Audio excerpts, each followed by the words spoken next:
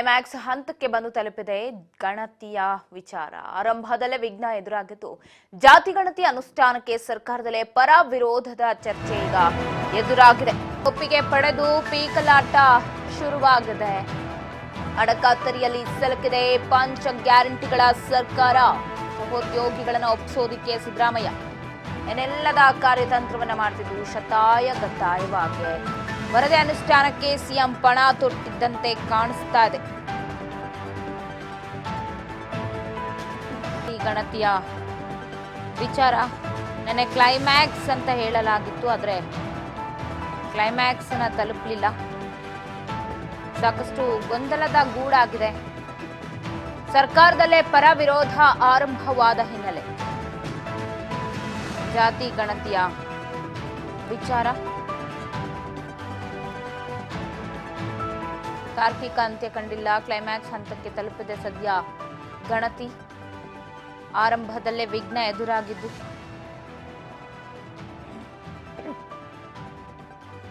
ಅಡಕತ್ತರಿಯಲ್ಲಿ ಸರ್ಕಾರ ಸಿಲುಕಿಕೊಂಡಂತಾಗಿದೆ. ಹೈಕಮಾಂಡ್ ಒಪ್ಪಿಗೆಯನ್ನ ಪಡೆದು ಶುರುವಾಗ್ತಾ ಇದೆ ಪೀಕಲಾಟ. ಸ್ವಪಕ್ಷದ ನಾಯಕರೇ ಇಲ್ಲಿ ಪೀಕಲಾಟಕ್ಕೆ ಸಿಲುಕಿದ್ದಾರೆ ಅಂತಾನೆ ಹೇಳ್ಬೋದು.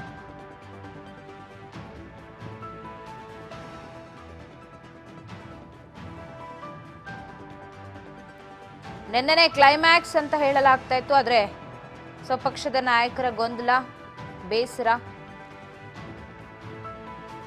ಇದೆಲ್ಲವೂ ಕೂಡ ಕಾರಣವಾಗಿದ್ದು ಮುಂದಿನ ಸಭೆಯ ಮೇಲೆ ನಿರ್ಧಾರ ಅಂತ ಹೇಳಲಾಗುತ್ತೆ.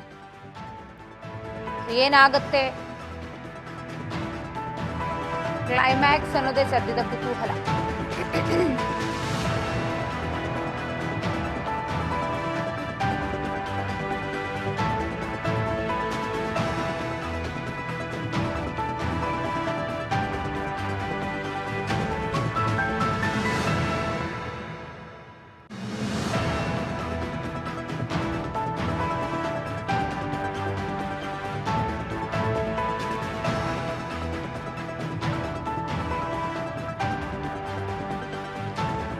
ಒಕ್ಕಲಿಗರು ಬಡವರಿಲ್ವಾ? ಲಿಂಗಾಯತರಲ್ಲಿ ಯಾರು ಬಡವರಿಲ್ವಾ? ಗಣತಿ ಚರ್ಚೆ ವೇಳೆನೆ ರಾಂಗ್ ಆದ ಟ್ರಬಲ್ ಶೂಟರ್. ಸಂಪುಟದಲ್ಲಿ ಏರು ಧ್ವನಿಯಲ್ಲಿ ಕನಕಪುರ ಬಂಡೆ ಪ್ರಶ್ನೆ ಮಾಡಿದ್ದಾರೆ.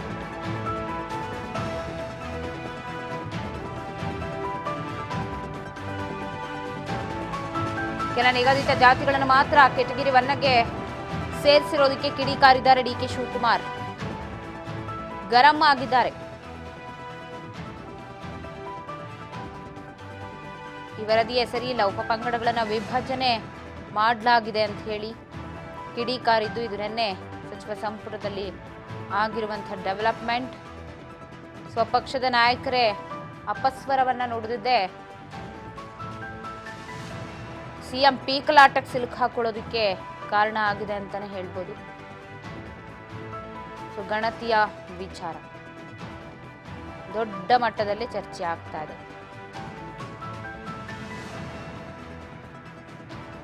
ಈ ವರದಿಯೇ ಸರಿಯಿಲ್ಲ, ಲಿಂಗಾಯತ ಉಪಪಂಗಡ ವಿಂಗಡಿಸಿ ನಮೂದಿಸಿರೋದೇ ತಪ್ಪು ಅಂತ ಏರು ಧ್ವನಿಯಲ್ಲೇ ಮಾತನಾಡಿದ್ದು ಎಸ್ ಮಲ್ಲಿಕಾರ್ಜುನ್. ಡಿಕೆ ಶಿವಕುಮಾರ್ ಭಾರೀ ವಿರೋಧವನ್ನ ವ್ಯಕ್ತಪಡಿಸಿದ್ದಾರೆ. ಯಾರು ಬಡವರೇ ಇಲ್ವಾ? ಒಕ್ಕಲಿಗರಲ್ಲಿ ಯಾರು ಬಡವರಿಲ್ವಾ? ಲಿಂಗಾಯತರಲ್ಲಿ ಯಾರು ಬಡವರಿಲ್ವಾ ಅಂತ ಹೇಳಿ ಕಿಡಿಕಾರಿದ್ದಾರೆ. ಲಿಂಗಾಯತ ಉಪಪಂಗಡ ವಿಂಗಡಿಸಿ ನಮೂದಿಸಿರೋದು ತಪ್ಪು ಅಂತ ಹೇಳಿ ವಾದ ಮಾಡಿದ್ದು. ಅಡಕತ್ತರಿಯಲ್ಲಿ ಪಂಚ ಗ್ಯಾರಂಟಿಯ ಸರ್ಕಾರ ಸಿಲುಕಿಕೊಂಡಿದೆ.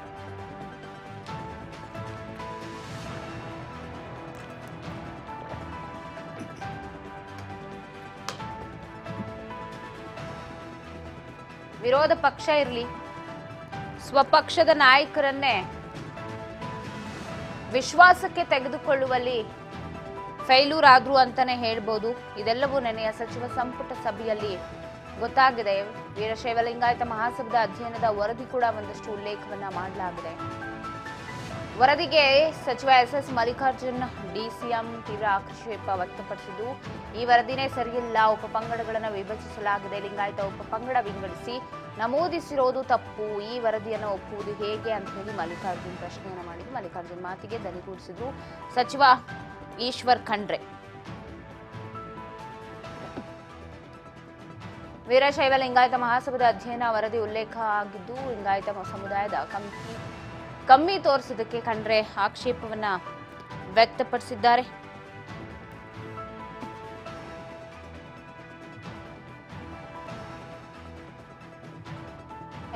ಈಶ್ವರ್ ಖಂಡ್ರೆ ಅವರು 94% ನಿಖರತೆ ಇದೆ ಅಂತ ಹೇಳಿ ಕೆಲ ಸಚಿವರು ಆಕ್ಷೇಪ ವ್ಯಕ್ತಪಡಿಸಿದ್ದು, ಎಲ್ಲವನ್ನ ನೋಡಿ ತೀರ್ಮಾನಿಸೋಣ ಬಿಡಿ ಅಂತ ಹೇಳಿ ಸಿದ್ದರಾಮಯ್ಯನವರು ಹೇಳಿಕೆಯನ್ನ ಕೊಟ್ಟಿದ್ದಾರೆ.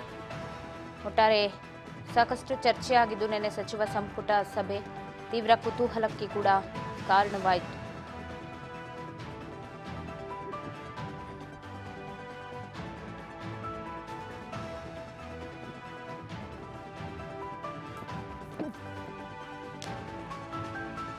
ಈ ವರದಿಯೇ ಸರಿಯಿಲ್ಲ ಅಂತ ಹೇಳಿ ವಾದ ಮಂಡನೆ ಮಾಡ್ತಾರೆ. ಅಡಕತ್ತರಿಯಲ್ಲಿ ಸದ್ಯ ಸಿಲುಕು ಹಾಕೊಂಡು ಪೀಕಲಾತಿ ಎದುರಿಸ್ತಾ ಇದೆ ಸರ್ಕಾರ. ಇನ್ನು ಕೂಡ ಕ್ಲೈಮ್ಯಾಕ್ಸ್ ಅಂತ ಇಲ್ಲ. ಯಾರ್ಯಾರ ಅಭಿಪ್ರಾಯ ಏನು ಅಂತ ಲಿಖಿತ ರೂಪದಲ್ಲೂ ಸಿದ್ದರಾಮಯ್ಯನವರು ಪಡೆದುಕೊಂಡಿದ್ದು, ನೋಡೋಣ ಏನಾಗಬಹುದು ಈ ವಿಚಾರ ಮುಂದೆ ಅಂತ. ಇನ್ನು ಜಾತಿ ಗಣತಿ ಜಾರಿಗಾಗಿ ಸಿಎಂ ಸಿದ್ದರಾಮಯ್ಯ ರಣತಂತ್ರವನ್ನ ಹೂಡ್ತಿದ್ದು, ಮತ್ತೆ ಹೈಕಮಾಂಡ್ ಗಮನಕ್ಕೆ ವಿಚಾರವನ್ನ ತರೋದಕ್ಕೆ ಮಾಸ್ಟರ್ ಪ್ಲಾನ್ ಮಾಡಿದ್ದಾರೆ. ಅಧಿಕಾರ ಕೊಟ್ಟಿದ್ದು ಪಕ್ಷದ ಮಾತು ಕೇಳಬೇಕು ಅಂತ ಹೇಳಿ ಸಿಎಂ ಇದ್ರೆ ಹೈಕಮಾಂಡ್ ಮೂಲಕನೇ ಸಚಿವರಿಗೆ ತಾಕೀತಿಗೆ ಪ್ಲಾನ್ ಮಾಡಿದ್ದಾರೆ. ಅಂದ್ರೆ ಹೈಕಮಾಂಡ್ ಹೇಳಿದ್ರೆ ಎಲ್ಲರೂ ಗಪ್ಚುಪ್ ಆಗ್ತಾರೆ ಅನ್ನುವಂತಹ ಪ್ಲಾನ್ ಅಲ್ಲಿ ಸದ್ಯ ಸಿದ್ದರಾಮಯ್ಯನವರಿದ್ದು, ಹೈಕಮಾಂಡ್ ಮೊರೆ ಹೋಗೋದಕ್ಕೆ ಮತ್ತೊಮ್ಮೆ ನಿರ್ಧಾರವನ್ನ ಮಾಡಿದ್ದಾರೆ. ಈ ಜಾತಿ ಗಣತಿ ಸಚಿವರಿಗೆ ಬಿಸಿ ಮುಟ್ಟಿಸೋದಿಕ್ಕೆ ಪ್ಲಾನ್ ಮಾಡಿದ್ದಾರೆ. ಜಾತಿ ಗಣತಿ ಜಾರಿ ಮಾಡೇ ತೀರಬೇಕು ಅನ್ನೋ ಸಿದ್ದರಾಮಯ್ಯನವರು. ಈ ಬಗ್ಗೆ ಮತ್ತಷ್ಟು ಅಪ್ಡೇಟ್ಸ್ ಕೊಡ್ತಾರೆ ಪ್ರತಿನಿಧಿ ಬಸವರಾಜ್ ಫೋನ್ ಸಂಪರ್ಕದಲ್ಲಿದ್ದಾರೆ. ಬಸವರಾಜ್, ನೆನ್ನೆಯ ಒಂದು ಸಚಿವ ಸಂಪುಟ ಸಭೆಯಲ್ಲಿ ಜಾತಿ ಗಣತಿ ವಿಚಾರ ಕ್ಲೈಮ್ಯಾಕ್ಸ್ಗೆ ಬರುತ್ತೆ, ಎಲ್ಲವೂ ಕೂಡ ನೆನ್ನೆನೇ ನಿರ್ಧಾರವಾಗುತ್ತೆ ಅಂತ ಹೇಳಲಾಗ್ತಾ ಇದ್ರು. ಎಲ್ಲ ತಲೆ ಕೆಳಗಾಯ್ತು. ನೆನ್ನೆ ಯಾವುದೂ ಕೂಡ ಕ್ಲೈಮ್ಯಾಕ್ಸ್ ಹಂತವನ್ನ ತಲುಪಲಿಲ್ಲ. ಸೊ ಈಗ ಮತ್ತೊಮ್ಮೆ ಹೈಕಮಾಂಡ್ ಮುಖಾಂತರವಾಗಿ ಏನೋ ಸಚಿವರಿಗೆ ಮನವರಿಕೆ ಮಾಡಿಸೋ ಪ್ಲಾನ್ ನಡೆಸಿದ್ದಾರೆ ಅನ್ನೋ ಮಾಹಿತಿ ಸಿಗ್ತಾ ಇದೆ. ಸದ್ಯ ಏನೆಲ್ಲ ಬೆಳವಣಿಗೆ ಆಗ್ತಿದೆ ಜಾತಿ ಗಣತಿ ವಿಚಾರ? ಪವಿತ್ರ, ಜಾತಿ ಗಣತಿ ವರದಿಯನ್ನ ರಾಜ್ಯ ಸರ್ಕಾರ ಅನುಷ್ಠಾನ ಮಾಡಬೇಕು ಅನ್ನುವಂತ ನಿಟ್ಟಿನಲ್ಲಿ ಸಾಕಷ್ಟು ಶತಾಯಗತಾಯ ಪ್ರಯತ್ನವನ್ನು ಕೂಡ ಸಿಎಂ ಸಿದ್ದರಾಮಯ್ಯವರು ಕೂಡ ಮಾಡ್ತಾ ಇದ್ದಾರೆ. ಈ ನಡುವೆ ಈ ಒಂದು ಜಾತಿ ಗಣತಿಗೆ ಪ್ರಬಲವಾಗಿರ್ತಕ್ಕಂಥ ವಿರೋಧ ಕೂಡ ವ್ಯಕ್ತವಾಗ್ತಾ ಇದೆ. ಲಿಂಗಾಯತ ಒಕ್ಕಲಿಗ ಸಮುದಾಯಗಳಿಂದಲೂ ಕೂಡ ತೀವ್ರ ಆಕ್ಷೇಪಗಳು ಕೂಡ ವ್ಯಕ್ತವಾಗ್ತದೆ. ಹಾಗಾಗಿ ನಿನ್ನೆ ನಡೆದಿರ್ತಕ್ಕಂಥ ವಿಶೇಷ ಸಚಿವ ಸಂಪುಟದಲ್ಲಿ ದೀರ್ಘವಾಗಿರ್ತಕ್ಕಂಥ ಚರ್ಚೆ ಕೂಡ ಈ ಬಗ್ಗೆ ನಡೆದಂತ ವೇಳೆ ತೀವ್ರ ಆಕ್ಷೇಪವನ್ನ ಒಕ್ಕಲಿಗ ಮತ್ತು ಲಿಂಗಾಯತ ಸಚಿವರು ಎತ್ತಿದ್ದಾರೆ ಅನ್ನುವಂತ ಮಾಹಿತಿ ಇದೆ.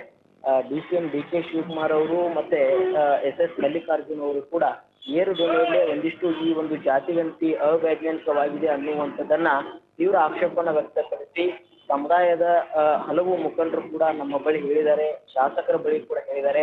ಅವರೆಲ್ಲರೂ ಕೂಡ ನಮ್ಮ ಬಳಿ ಅದರಲ್ಲಿ ಇರ್ತಕ್ಕಂಥ ಗೊಂದಲಗಳನ್ನ, ಅದರಲ್ಲಿರುವಂತಹ ಲೋಪದೋಷಗಳನ್ನ ಎಲ್ಲವನ್ನು ಕೂಡ ತಿಳಿಪಡಿಸಿದ್ದಾರೆ. ಹಾಗಾಗಿ ಯಾವುದೇ ಕಾರಣಕ್ಕೂ ಕೂಡ ಈಗಿರುವಂತಹ ವರದಿ ಅನುಷ್ಠಾನ ಆಗುವಂತಿಲ್ಲ ಅನ್ನುವಂತ ಒಂದಿಷ್ಟು ಬಿಗಿಪಟ್ಟನ್ನು ಕೂಡ ಹಿಡಿದಿರ್ತಕ್ಕಂಥ. ಹಾಗಾಗಿ ಸಿಎಂ ಸಿದ್ದರಾಮಯ್ಯವರು ಕೂಡ ಇವರ ಒಂದಿಷ್ಟು ಪರ ವಿರೋಧಗಳ ನೋಡಿದಂತ ಸಂದರ್ಭದಲ್ಲಿ ಒಂದಿಷ್ಟು ಮೌನವನ್ನು ವಹಿಸಿ ಎಲ್ಲವನ್ನು ಕೂಡ ಲಿಖಿತ ರೂಪದಲ್ಲಿ ಕೊಡಿ ಅನ್ನುವಂತ ರೀತಿಯಲ್ಲಿ ಕೂಡ ಹೇಳಿ ಈ ಒಂದು ಸಚಿವ ಸಂಪುಟದಲ್ಲಿ ಚರ್ಚೆ ಕೂಡ ಅಪೂರ್ಣವಾಗಿರ್ತಕ್ಕಂಥದ್ದು. ಹಾಗಾಗಿ ಮುಂದಿನ ಮೇ 2ನೇ ತಾರೀಕಿಗೆ ಚರ್ಚೆ ಮಾಡುವ ನಿರ್ಧಾರ ಕೈಗೊಂಡು, ಅಂದ್ರೆ ಒಂದಿಷ್ಟು ಸಮಯಾವಕಾಶ ತೆಗೆದುಕೊಂಡು ಮೀರಿ ಒಂದಿಷ್ಟು ವಿರೋಧ ವ್ಯಕ್ತವಾಗ್ತಾ ಇದೆ. ಹಾಗಾಗಿ ಇದನ್ನ ಹೈಕಮಾಂಡ್ ಮುಖಾಂತರವೇ ನಾವು ಏನು ಆಕ್ಷೇಪಗಳನ್ನ ವ್ಯಕ್ತ ಮಾಡ್ತಾ ಇದ್ದಾರೆ ಅವ್ರಿಗೆಲ್ಲರಿಗೂ ಕೂಡ ಪಕ್ಷದ ಆದೇಶವೇ ಮುಖ್ಯ ಅನ್ನುವಂತ ರೀತಿಯಲ್ಲಿ ಹೈಕಮಾಂಡ್ ಮುಖಾಂತರವೇ ನಾವು ಇವರಿಗೆ ಒಂದಿಷ್ಟು ಸಲಹೆ ಮತ್ತೆ ಸೂಚನೆಗಳನ್ನ ಕೊಡಿಸೋಣ ಅನ್ನುವಂತಹ ನಿರ್ಧಾರಕ್ಕೆ ಸಿಎಂ ಸಿದ್ದರಾಮಯ್ಯವರು ಬಂದಂತೆ ಕಾಣ್ತಾ ಇದೆ.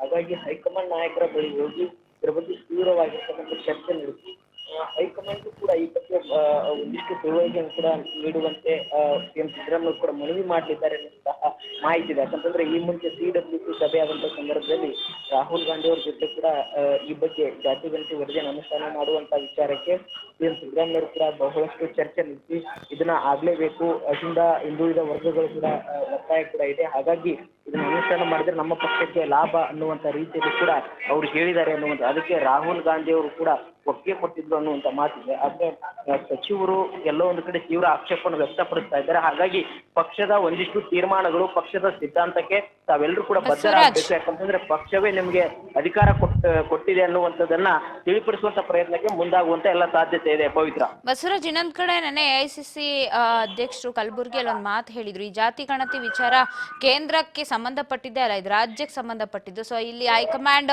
ಮೂಗ್ ತುರ್ಸೋ ವಿಚಾರನೇ ಇಲ್ಲ ಅಂತ ಹೇಳಿದ್ರು. ಇಲ್ಲಿ ರಾಜ್ಯದ ಮುಖ್ಯಮಂತ್ರಿಗಳು ಏನ್ ತೀರ್ಮಾನ ಮಾಡ್ತಾರೋ ಅದೇ ಫೈನಲ್ ಅಂತ. ಬಟ್ ಈಗ ಇಲ್ಲಾಗದೆ ಇರೋ ಕಾರಣ ಮತ್ತೊಮ್ಮೆ ಹೈಕಮಾಂಡ್ ಗಮನಕ್ಕೆ ಹೋಗ್ತೀವಿ ಅಂತ ಹೇಳ್ತಾ ಇದ್ದಾರಲ್ಲ, ಅಲ್ಲಾಗತ್ತಾ ಹಾಗಾದ್ರೆ? ಪವಿತ್ರ, ಒಂದು ಇಲ್ಲಿ ರಾಜ್ಯ ಸರ್ಕಾರವೇ ಇದನ್ನ ಜಾತಿ ಗಣತಿಯನ್ನ ಅನುಷ್ಠಾನ ಮಾಡಬೇಕು, ಅದನ್ನ CM ಸಿದ್ದರಾಮಯ್ಯನವರೇ ನಿರ್ಧಾರ ಕೈಗೊಳ್ಳಬೇಕು. ಆದ್ರೆ ಒಂದು ನಿರ್ಧಾರ ಆಗ್ಬೇಕಾದ್ರೆ ಅದಕ್ಕೆ ಸಚಿವ ಸಂಪುಟದಲ್ಲಿ ಎಲ್ಲರ ಒಕ್ಕೂರಿನಿಂದ ಒಂದು ಒಪ್ಪಿಗೆ ಬೇಕು. ಅಂದಾಗ ಮಾತ್ರ ಸಚಿವ ಸಂಪುಟದಲ್ಲಿ ಅದು ಪಾಸ್ ಆಗುತ್ತೆ. ಒಂದು ವೇಳೆ ಪರ ವಿರೋಧಗಳ ಚರ್ಚೆ ಆದಂತ ಸಂದರ್ಭದಲ್ಲಿ, ಈಗ CM ಸಿದ್ದರಾಮಯ್ಯನವರಿಗೆ ಪರ ಮಾತನಾಡೋರ್ಗಿಂತ ವಿರೋಧವೇ ಹೆಚ್ಚಾದಂತ ಸಂದರ್ಭದಲ್ಲಿ ಅಲ್ಲೂ ಕೂಡ ಕೆಲವೊಂದಿಷ್ಟು ಗೊಂದಲಗಳು ಕೂಡ ಸೃಷ್ಟಿ ಆಗ್ತವೆ. ಹಾಗಾಗಿ ಇವರನ್ನ ಸಮಾಧಾನ ಪಡಿಸುವಂತ ಪ್ರಯತ್ನ ಯಾವ ರೀತಿ ಆಗ್ಬೇಕು ಅನ್ನುವಂಥದ್ದು ಈಗ ದಾರಿ ಇರುವಂತದ್ದು ಅದು ಹೈಕಮಾಂಡ್ ನಾಯಕರ ಮುಖಾಂತರ. ಯಾಕಂತಂದ್ರೆ ಪಕ್ಷ ಒಂದು ಇವರಿಗೆ ಸಚಿವ ಸ್ಥಾನ ಕೊಟ್ಟಿದ್ದು ಪಕ್ಷವೇ, ಇವರಿಗೆ ಅಧಿಕಾರ ಕೊಟ್ಟಿದ್ದು ಕೂಡ ಪಕ್ಷವೇ. ಹಾಗಾಗಿ ಪಕ್ಷದ ಕೆಲವೊಂದಿಷ್ಟು ಸಿದ್ಧಾಂತಗಳಂತೆ ನಡೆದುಕೊಳ್ಬೇಕು ಅನ್ನುವಂತಹ ವಿಚಾರ.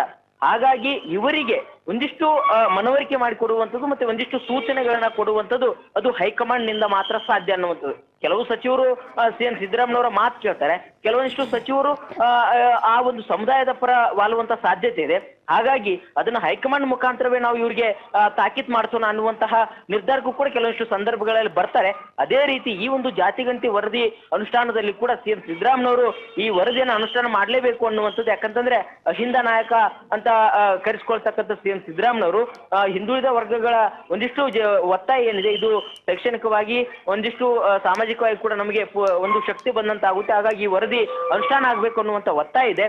ಹಾಗಾಗಿ ಅದನ್ನು ಕೂಡ ಮನವರಿಕೆ ಮಾಡಿಕೊಂಡು ಇವ್ರೂ ಕೂಡ ಯಾರು ವಿರೋಧನ ವ್ಯಕ್ತಪಡಿಸ್ತಾ ಇದ್ದಾರೆ, ಪ್ರಬಲ ಸಮುದಾಯದ ಸಚಿವರು, ಅವರಿಗೂ ಕೂಡ ಒಂದಿಷ್ಟು ಇದರಲ್ಲಿ ಲೋಪದೋಷಗಳಿದ್ದರನ್ನ ಸರಿಪಡಿಸ್ತೀವಿ, ಆದ್ರೆ ಇದಕ್ಕೆ ನೀವು ವರದಿಯನ್ನು ಅನುಷ್ಠಾನಕ್ಕೆ ಅಡ್ಡಿಪಡಿಸೋದು ಬೇಡ ಅನ್ನುವಂಥದ್ದನ್ನ ಹೈಕಮಾಂಡ್ ಮುಖಾಂತರವೇ ಹೇಳಿಸ್ಲಿಕ್ಕೆ CM ಸಿದ್ದರಾಮಯ್ಯ ಮುಂದಾಗುವಂತ ಎಲ್ಲ ಸಾಧ್ಯತೆ ಇದೆ. ಪವಿತ್ರ, ಧನ್ಯವಾದಗಳು ಬಸವರಾಜ್.